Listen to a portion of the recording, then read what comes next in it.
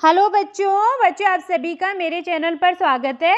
मैं आज आपको विनय के पद पढ़ा रही हूँ। यदि आप मेरे चैनल पर पहली बार आए हैं तो चैनल को सब्सक्राइब कर लीजिए और मेरा वीडियो आपको पसंद आए तो प्लीज़ वीडियो को लाइक ज़रूर कीजिए और अपने दोस्तों के साथ शेयर कीजिए। तो चलो मैं शुरू करती हूँ।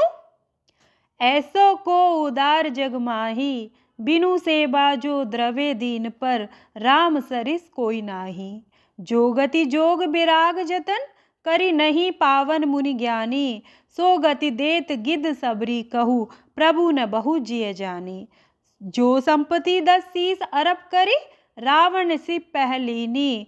सो संपदा विभीषण कहू अति, सकुच सहित प्रभु दीनी। तुलसीदास सब भांति सकल सुख, जो चाहसी मन मेरो। तो भजु राम काम सब पूरन कर, कृपा निधि तेरो। तो ये जो पद है बच्चों विनय का, इसे तुलसीदास जी के द्वारा लिखा गया है। तुलसीदास जी राम भगवान के बहुत बड़े भक्त थे और वे मानते थे कि राम भगवान बहुत ज़्यादा दयालु है। श्री राम भगवान बहुत ज़्यादा दयालु है, वे भक्तों पर दया करते हैं। इसीलिए उन्होंने इस पद में भी यही बात को बताया है कि श्री राम भगवान बहुत ज़्यादा दयालु है। अब मैं इस पद के आपको सबसे पहले कठिन शब्द बता देती हूँ, देख लीजिए। उदार का मतलब होता है दयालु या दयावान। जग मतलब संसार, और बिनु का मतलब होता है बिना। द्रव्य यानी दया करना। सरिस का मतलब होता है समान। गति का मतलब है फल या मोक्ष से। जोग मतलब योग, और विराग मतलब वैराग्य। गिद मतलब गिदराज जटायु, और सबरी का मतलब यहाँ पर शबरी माँ से है। सिर मतलब सिर। अर्प करना मतलब अर्पण करना।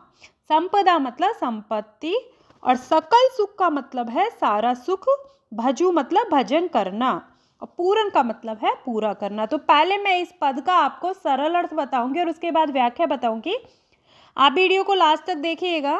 तो देखिए बच्चों, तुलसीदास जी लिख रहे हैं कि ऐसो को उदार जग माई। ऐसो यानी ऐसा, को यानी कौन।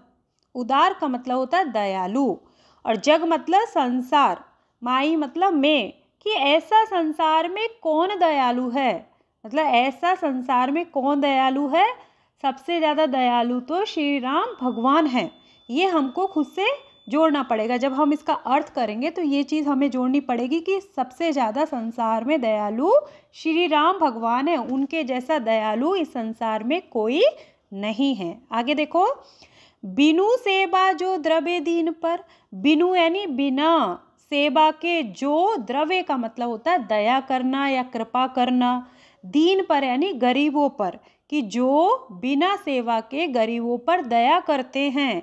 राम सरिस कोई नाही। राम सरिस का मतलब के समान। को यानी कोई, नाही यानी नहीं है, कि श्री राम भगवान के समान कोई नहीं है जो गरीब पर दया करते हैं, और वो भी बिना सेवा के, कि जो उनकी सेवा नहीं करते उन पर भी वो दया करते हैं। इतने दयालु है श्री राम भगवान। आगे देखिए, जो गति जोग विराग जतन करी, नहीं पावन मुनि ज्ञानी। जो गति का मतलब है यहाँ पर फल से या मोक्ष से, कि जो मोक्ष, जोग मतलब योग, योग। विराग का मतलब है यहाँ पे है वैराग्य से या तपस्या से। जतन करी यानी प्रयास करके। नहीं पावन मुनि ज्ञानी। मुनि तो पता ही है आपको, ऋषि मुनि, ज्ञानी यानी बड़े बड़े ज्ञानी लोग। तो इसका अर्थ है बच्चों कि जो गति बड़े बड़े मुनि और ज्ञानियों को योग करके या तपस्या करके भी प्राप्त नहीं हुई। ऋषि मुनि लोग मोक्ष प्राप्ति के लिए बहुत सारे प्रयास करते हैं। आपने देखा होगा, हठ योग करते हैं, तपस्या करते हैं सालों तक पहाड़ों पर।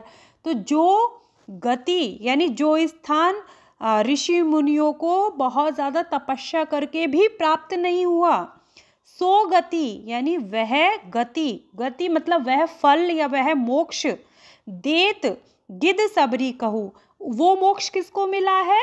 गिद्ध को और सबरी को। मैं आपको इन दोनों की कथा भी बताऊंगी कि वह फल या वह मोक्ष भगवान ने किसको दिया है।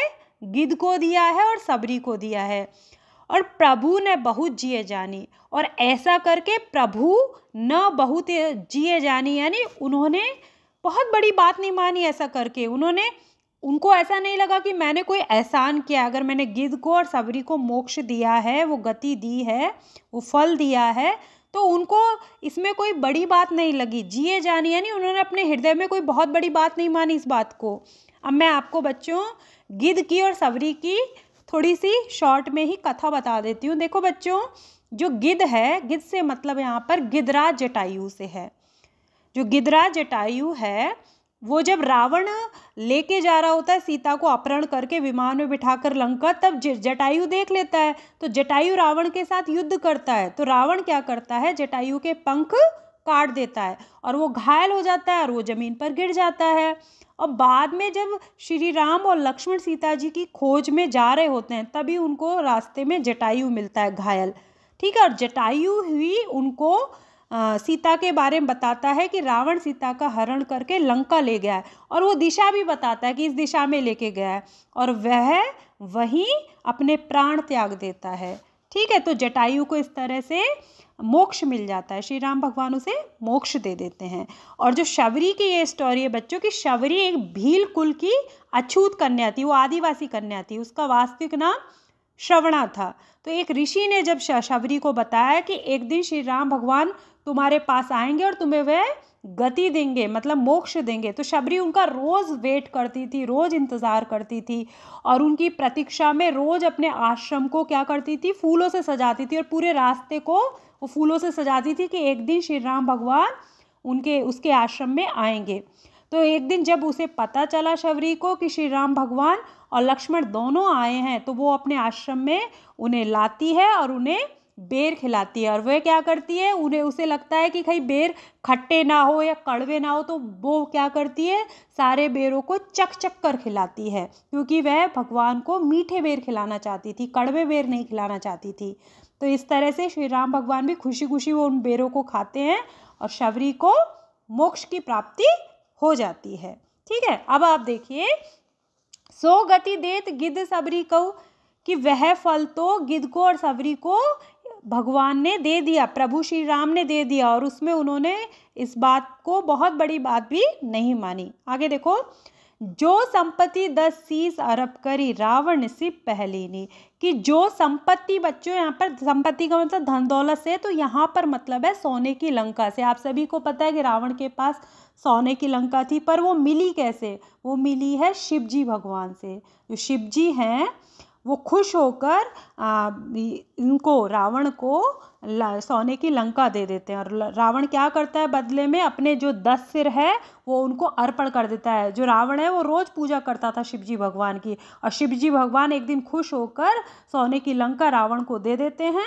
तो जो संपत्ति, यानी जो सोने की लंका 10 सिर, शीश का मतलब है 10 सिर, रावण के 10 सिर थे, अर्प कर यानी अर्पण करके, रावण शिव पहलीनी, नहीं, रावण ने, शिव का मतलब है शिवजी भगवान से लीनी यानी ली है, कि जो सोने की लंका रावण ने शिवजी भगवान से 10 सिर करके अर्पण करके ली है। मतलब कितना प्रयास किया उसे सोने की लंका को प्राप्त करने के लिए, रावण ने कितना प्रयास किया है, अपने 10 सिर अर्पण किए थे, तब जाके उसको वो सोने की लंका मिली थी। आगे देखो, सो संपदा विभीषण कहु अति सकुच सहित प्रभु दीनी, कि सो यानी वह संपदा, नहीं, वह सोने की लंका, विभीषण जो रावण का छोटा भाई था, कहु अति सकुच, अति सकुच मतलब थोड़ा, सकुच मतलब संकोच के साथ, प्रभु दीनी, प्रभु से मतलब है श्री राम से है, कि श्री राम ने जो विभीषण को बिना किसी त्याग के वो